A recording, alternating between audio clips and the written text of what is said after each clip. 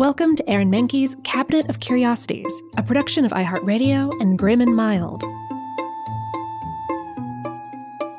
Our world is full of the unexplainable. And if history is an open book, all of these amazing tales are right there on display, just waiting for us to explore. Welcome to the Cabinet of Curiosities.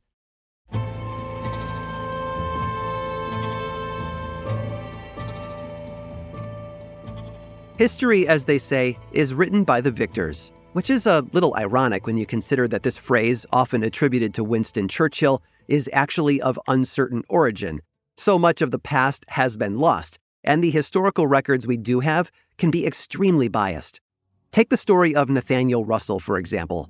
Born in Rhode Island in 1738, Nathaniel moved to Charleston, South Carolina in his late 20s. He began a career as a merchant, trading rice, tobacco, cotton, and human beings. Nathaniel made a fortune participating in the African slave trade.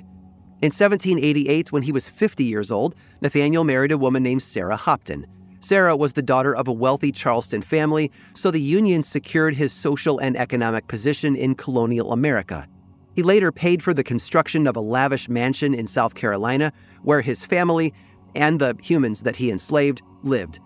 These days, the Nathaniel Russell House is considered one of the most important examples of neoclassical architecture in America. It's since been restored, but remains decorated in antebellum fashion. Think floor-to-ceiling windows, a giant spiral staircase, and oil paintings hung on every wall. The home gives the impression of luxury and esteem, two things that Nathaniel and his family certainly enjoyed. But, like I mentioned, the Russells weren't the only ones who lived inside this Charleston mansion. For over 2 centuries, the stories of the people they enslaved were lost. But then, in 2017, representatives from the historic Charleston Foundation decided to restore the kitchen house.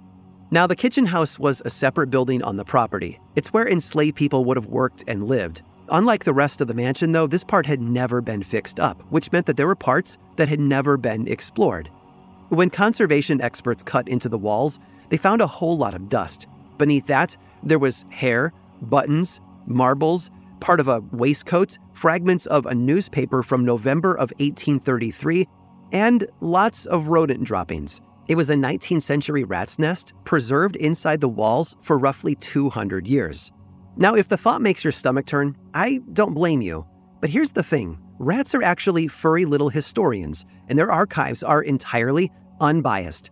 You see, in order to build their nests, rats gather a bunch of random stuff from their environment. They inadvertently create a snapshot of a specific time and place simply by collecting the items that happen to be there. There is an entire area of study devoted to this phenomenon. It's called rat nest archaeology. And the practice has revealed interesting items all over the American South. For example, at Poplar Forest, Thomas Jefferson's Virginia retreat, rats filled the walls with newspapers, 18th century board game pieces, and even an entire shoe. At the Bray School in Williamsburg, Virginia, rats pilfered a mechanical pencil from the 1830s, one of the earliest models manufactured in the United States. And it goes back even further than that. Rats can also help us understand ancient history. In Central Oregon's Paisley Caves, 7,000-year-old rodents' nests were found to contain man-made items. This suggests that some of the earliest humans in the region lived in those caves too. But I want to go back to the Nathaniel Russell house. Of all the stuff rodents hid in the walls of the kitchen house, one thing stuck out to me the most: scraps torn out of an early writing textbook. Remember, this was inside a building where only enslaved people lived and worked. And this was an era when the vast majority of enslaved people were forced to remain illiterate. Based on the paper scraps, archaeologists think that those who lived inside the kitchen house were teaching themselves to read and write. In a world that said that they were less than human, they were working to gain a small bit of power, the ability to tell their own stories, to record their own history. And we know this because, as it turns out, history is not written by the victors. It's collected by rats.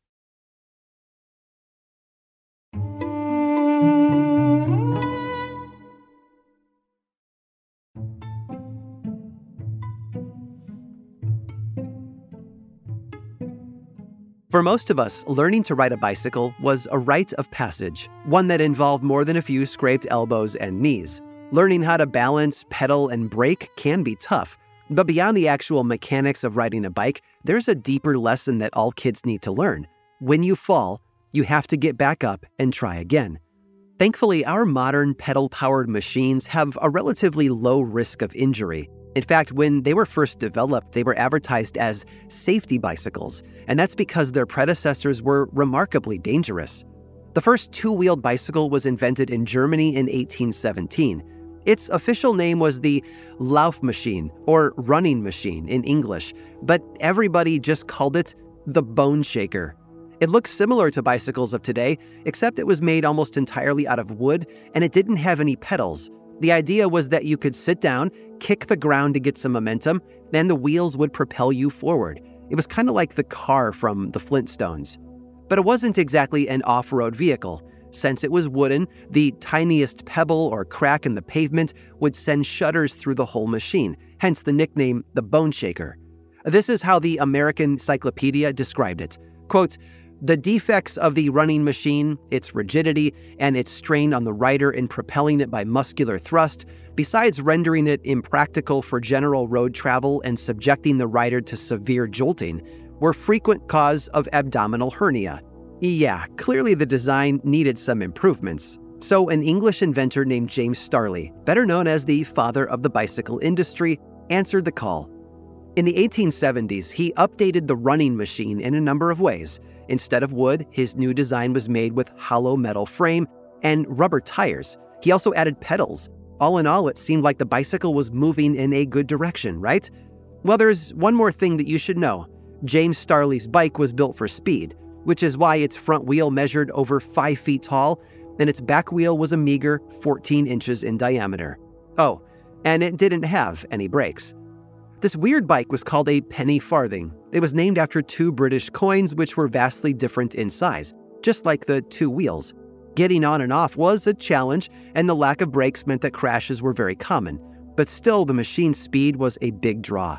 By the early 1900s, people flocked to London to watch and join penny farthing races. These events were exciting too, if only because the spectacle was so strange and the risk of disaster so high. Bikes could travel over 15 miles an hour. Because the front wheel was so tall, riders often sat 5 to 7 feet up in the air.